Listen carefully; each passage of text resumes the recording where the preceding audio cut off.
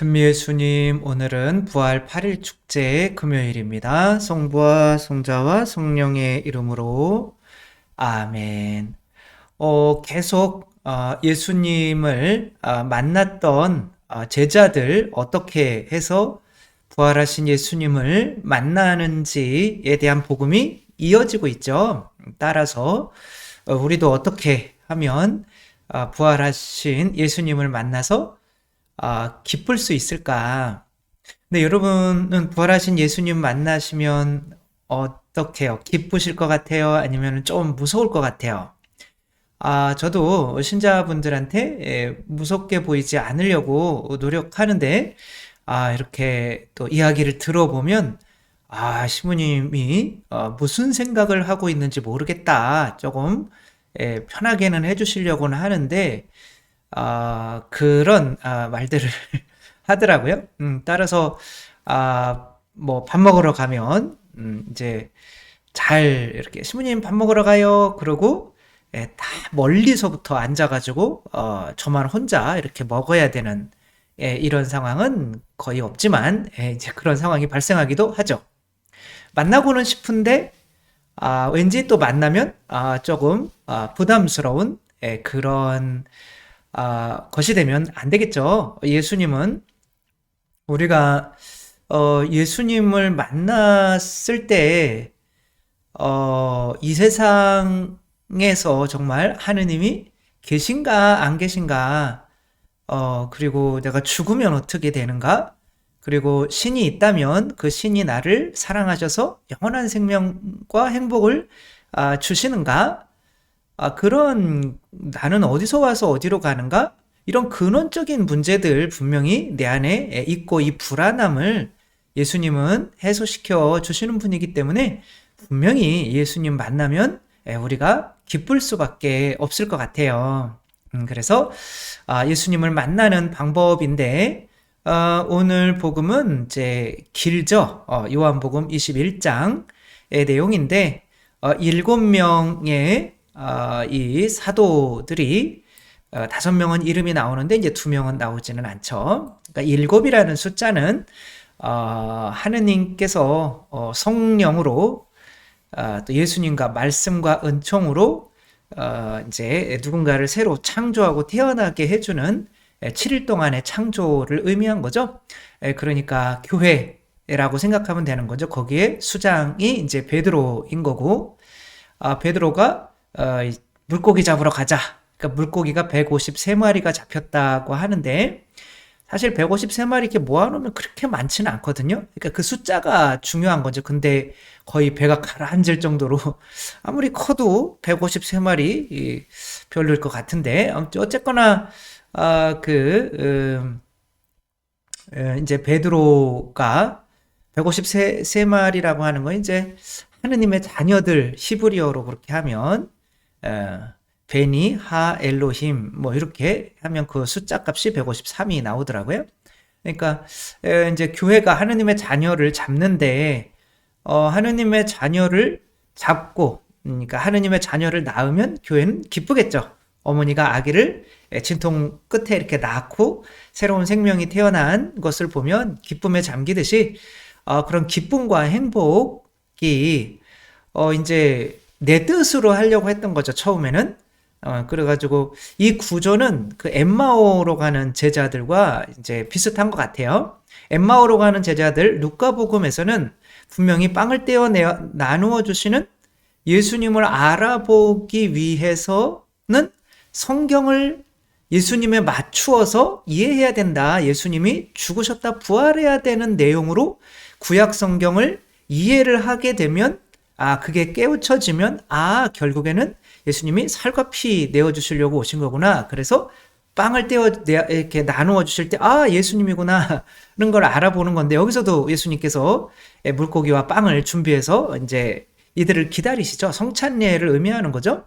근데 이제 그 성찬례까지 오게 되는데, 요한은 말씀을 이해하는 것보다 말씀에 순종하는 것이 더 중요하다라고 하는 것을 이제 더 강조를 하는 거죠. 그래서 이들은 밤새도록 그물을 쳤으나 한 마리도 잡지를 못했죠. 그러니까 이제 한 마리도 잡지를 못했던 것은 예수님께서 너희는 나 없이 많은 일을 할 수 있다고 그러나요? 아무것도 할 수가 없다. 그러니까 여기서 어떤 예수님께 붙어 있지 않으면, 예수님께 붙어 있으면서 오시는 나의 성령께서는 나를 이제 하느님 나라는 의로움과 기쁨과 평화, 성령으로 이루어지는, 그러니까 어떤 마음의 기쁨과 평화인 거죠. 그러니까 내 힘으로 한번 내 뜻대로 살아서 마음이 평화롭고 기쁘면 좋은데 절대로 그럴 수가 없죠. 우리의 뜻은 다 생존 욕구에 관련된 건데 이것은 인간관계를 파괴하는 그런 쪽으로 이끌기 때문에 모기가 뭐 인간관계 모기와 같은 사람이 누가 모기를 좋아하겠어요. 그러니까 그런 관계에서 오는 행복은 단절이 되는 거죠. 그러니까 이제 우리 자신들도 모르게 내 뜻대로 살아가는 거죠. 그러면 내 뜻대로 살아가는데 그러면 예수님의 뜻도 있을 거 아니야. 예수님은 오른쪽에 그물을 던져라 그러신단 말이에요. 그러니까 오른쪽이라고 하는 거는 성경에서 내 의식을 가지고 해라 그런 뜻이라고 하더라고요. 의식적으로. 그러니까 오른손으로 하는 어떤 오른쪽에 내가 그러니까 의식적으로 내 뜻이 아니라 누군가의 뜻을 따르는 겸손한 사람이 되었다는 거죠. 이제 베드로는 오면 여기 숯불이 놓여 있는데 그 숯불은 베드로가 예수님을 배반할 때 숯불 쬐다가 배반하거든요. 그 숯불과 같은 어떤 그런 단어예요. 그러니까 요한복음은 여기서 너 나 사랑하냐 이것을 3번 물어보는 거는 분명히 그 숯불이 생각이 났을 거고 베드로는 거기에서 마음이 이제 아팠겠죠. 근데 그 어떤 베드로가 평생을 물고기를 잡아왔지만 멀리서 들리는 오른쪽에 그물을 던져라. 그리고 예수님께서 뭐라고 부르시냐면 얘들아 이렇게 불러요. 아이들아. 그러니까 이제 기분이 나쁠 수도 있는데 굉장히 겸손해져 있다는 것을 알 수가 있겠죠. 밤새도록 그물을 쳤지만 그리고 누군지 모르는 사람이 오른쪽에 그물을 던져라 라고 하는 거는 내 뜻으로 살아보니까 너무 힘들고 고통스러운 거를 알아낸 거죠. 그래서 누군가 나는 죽고 진짜 누군가의 뜻을 받아들이고 싶을 때 예수님께서 이렇게 당신 자신을 드러내셔서 기쁨의 이제 만찬을 하실 수 있게 하는 거죠.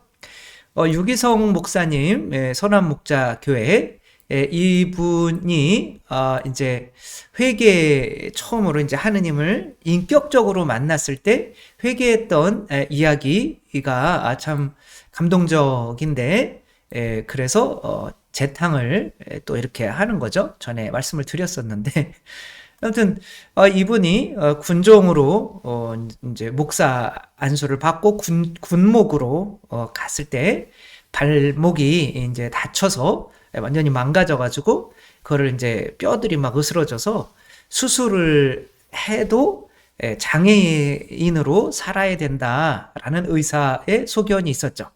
근데 군대 이 병원에서는 그때 이제 전화가 안 됐대요. 근데 아버님도 수원에서 지금도 저 수원이 있는데 목사님을 하고 있었는데 하느님 아버지가 생각이 안 나고 하느님 아버지는 나를 고쳐줄 것 같진 않지만 실질적인 아버지는 나에게 이거 지금 더 나를 빼서 더 서울에 있는 큰 병원으로 가서 이 군대 병원을 이제 믿을 수가 없는 거죠.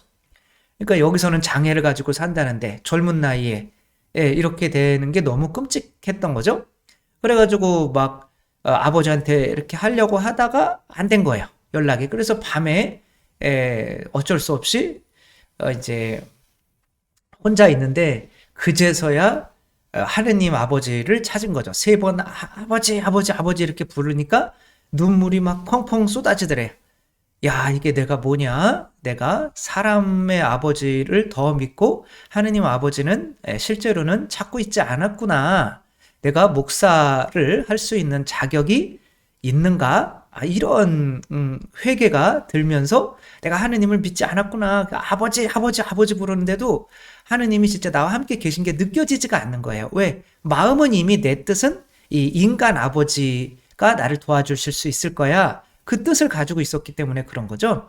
그러면 이제 회개가 되기 시작하는데 여러 가지 내가 뭐 화를 냈던 거, 뭐 혼자 있을 때 뭐 지었던 죄들, 뭐 이런 것들이 하느님께 하나도 진짜로 제대로 바치고 있는 게 없다는 어떤 이런 회개가 5시간 동안 밤새 눈물을 이렇게 흘렸다고 해요. 그리고 이제 막 회개의 눈물을 흘리고 나서는 내가 이 발 한쪽이라도 주님께 봉헌해야겠다. 그래서 이제는 주님께 발을 고쳐달라고 청하지를 않고 이 발을 주님께 봉헌합니다. 이렇게 기도를 했대요. 이렇게 낫게 해달라고 기도하지 않고, 그러니까 너무 기쁘다는 거예요. 하느님이 나와 함께 계신 게 이제는 느껴지니까. 처음에는 왜 안 느껴졌을까요? 내 뜻이 강하니까. 어떠한 사람은 존재는 뜻 자체인 거죠. 그 사람의 내 뜻이 있으면 그 사람의 뜻은 거부하고 있는 거기 때문에 하느님의 뜻은 지금 하느님께서 어떠한 일이 이 사람을 통해서 일어나도록 허락을 하신 거잖아요. 근데 내 뜻은 하느님의 뜻에 반하는 거예요. 아멘 하고 받아들일 수가 없는 상태인 거죠. 이거 아니거든요. 나 좀 고쳐주세요. 라고 내 뜻이 강하다가 보니까 내가 하느님께서 함께 계신 게 느껴질 수가 없는 거죠. 나를 선택한 거니까. 예. 그러니까 뜻이라고 하는 것이 존재 자체이기 때문에 내 뜻이 살아있는 한 예수님께서는 나에게 나타나실 수가 없어요. 왜냐하면 내가 나를 긍정하고 그와 반대되는 사랑의 뜻인 하느님을 거부하고 있기 때문에 그런 거죠. 저도 신학교 들어와라 하느님께서 하시는 그 뜻은 알았어요. 그러나 계속 1년 동안 거부하고 있었죠.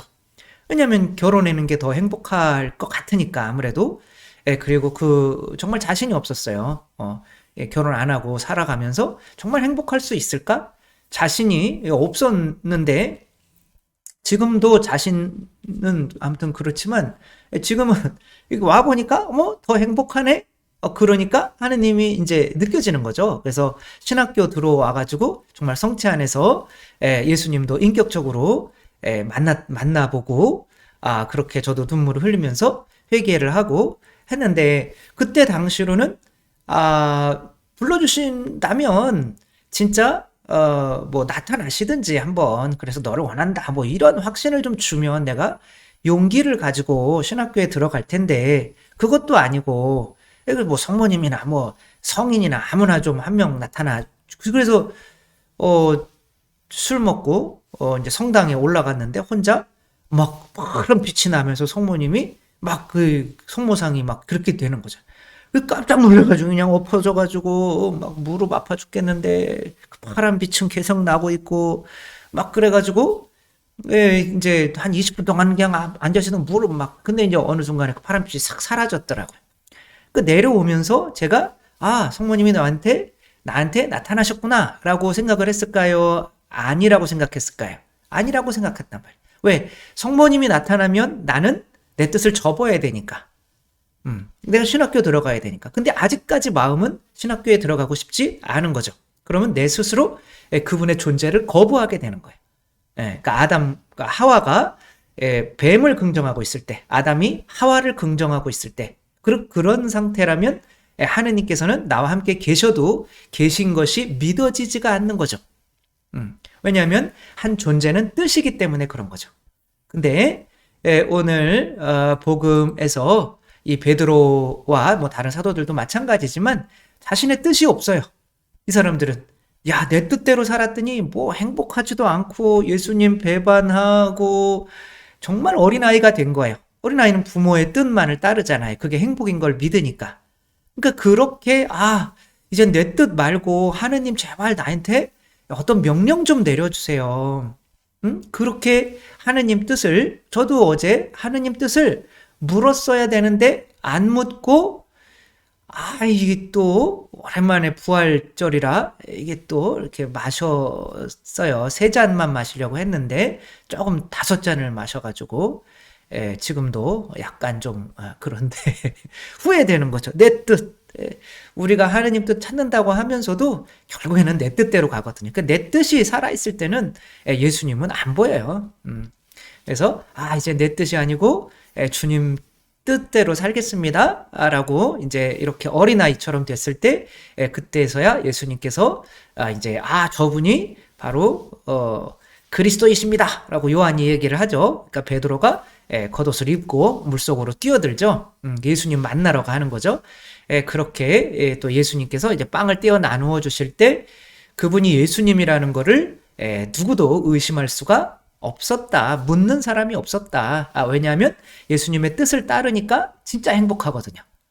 그래서 저도 만약에 지금이라도 여자랑 결혼해서 사는 것이 더 만약에 누가 저한테 올 여자가 있다면 근데 없을 것 같고 아무튼 그렇게 한다면 그게 지금 사제로 사는 삶보다 더 행복하다면 저는 지금 진짜 당장 옷을 벗을 겁니다. 더 행복한 거를 찾아야죠. 그러나 제가 약간은 이제 그런 것을 조금 알지만 그 맛보다는 사제로 사는 맛이 정말 단 한순간도 더 행복하다라고 느껴보지 못하지 않았기 때문에 뭔 소리인가요? 아무튼 더 행복한 거죠. 그러니까 그런 생각이 안 드는 거죠. 그러니까 그런 행복 속에서 그 153마리가 걸리는 거죠. 그 열매, 진짜 하느님 뜻을 따르는 게 행복한 거구나. 그런 걸 통해서 점점점 내 뜻을 죽여갈 때, 나와 함께 계신 예수님의 어떤 그런, 흐릿하게만 느껴졌던 그것이 점점 더, 맑고 밝고 명확하게 그분께서 함께 계시구나라는 게 느껴진다는 거죠.